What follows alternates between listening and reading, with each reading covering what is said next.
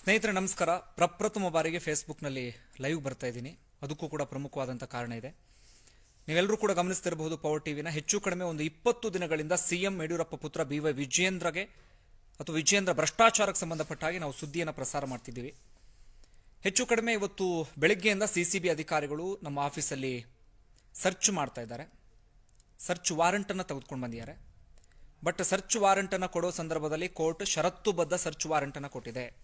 ನೀವು ಸುಖ ಸುಮ್ಮನೆ ಯಾರಿಗೂ ಕೂಡ ಕಿರುಕುಳ ಕೊಡಬಾರ್ದು, ಅಥವಾ ಆಫೀಸ್ ಆನೇರ್ ಹೋಗೋದಿಕ್ಕೆ ಅಥವಾ ನಮ್ಮ ಚಾನಲ್ ಆನೇರ್ ಹೋಗೋದಿಕ್ಕೆ ಯಾವುದೇ ರೀತಿಯಲ್ಲೂ ಕೂಡ ಸಮಸ್ಯೆಯನ್ನು ಮಾಡಬಾರ್ದು ಅಂತ ಹೇಳಿ.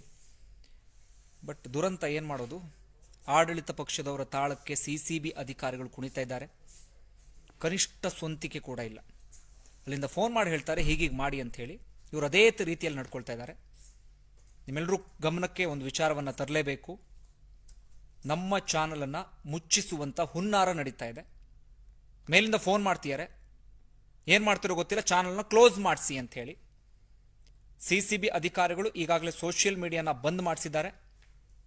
ಸದ್ಯದ ವಿಚಾರ ಏನಪ್ಪ ಅಂದರೆ, ನಮ್ಮ ಚಾನಲ್ನ ಲೈವ್ ಕೂಡ ಬಂದಾಗಿದೆ, ಆನೇರ್ ಆಗೋದಿಲ್ಲ, ಸರ್ವರ್ ಎತ್ಕೊಂಡು ಹೋಗಿದ್ದಾರೆ.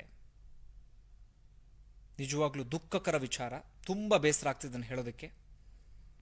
ಒಂದು ಚಾನಲ್ ಅಂದರೆ ನಂಬ್ಕೊಂಡು ನೂರಾರು ಜನ ಇರ್ತೀವಿ ನಾವೆಲ್ಲ. ಇಲ್ಲಿ ಬರುವಂಥ ಸಂಬಳದಿಂದ ಹೊಟ್ಟೆ ಬಟ್ಟೆ ಅದೆಲ್ಲವನ್ನೂ ಕೂಡ ನಾವು ಹೊರಬೇಕಾಗತ್ತೆ.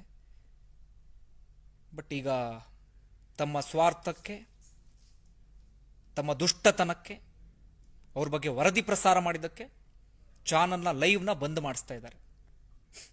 ನರೇಂದ್ರ ಮೋದಿ ಅವರು ಹೇಳ್ತಾ ಇದ್ರು, ನಾನು ತಿನ್ನೋದಿಲ್ಲ, ಬೇರೆಯವರಿಗೂ ತಿನ್ನೋದಕ್ಕೆ ಬಿಡೋದಿಲ್ಲ, ಕನಸಿನ ಭಾರತವನ್ನು ಕಟ್ತೀನಿ, ಅದ್ಭುತವಾದಂಥ ಭಾರತವನ್ನು ಕಟ್ತೀನಿ ಅಂತೇಳಿ. ಮೋದಿ ಬಗ್ಗೆ ನಂಬಿಕೆ ಇಟ್ಕೊಂಡಿದ್ವಿ ನಾವು.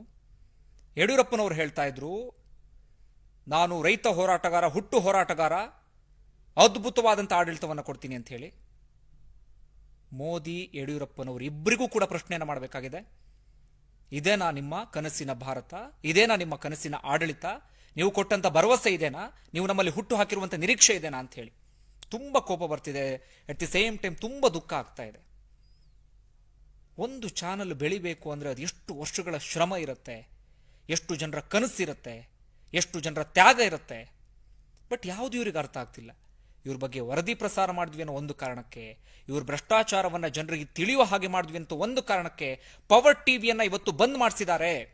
ಪವರ್ ಟಿವಿ ಲೈವ್ ಅನ್ನು ಇವತ್ತು ಕ್ಲೋಸ್ ಮಾಡಿಸಿದ್ದಾರೆ. ನಮ್ಮ ಚಾನಲ್ ಆನೇರ್ ಆಗ್ತಾ ಇಲ್ಲ, ನಮ್ಮ ಚಾನಲ್ ಲೈವ್ ಬರೋದಿಲ್ಲ.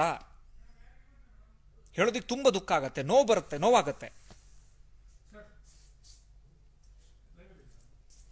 ಇಂಥ ಒಂದು ಕೆಲಸ ಮಾಡ್ತಾರೆ ಅಂತ ಹೇಳಿ ನಾವು ನಿಜವಾಗ್ಲೂ ನಿರೀಕ್ಷೆಯನ್ನು ಮಾಡಿರಲಿಲ್ಲ, ಅದರಲ್ಲೂ ಕೂಡ CM ಯಡಿಯೂರಪ್ಪನವರಿಂದ.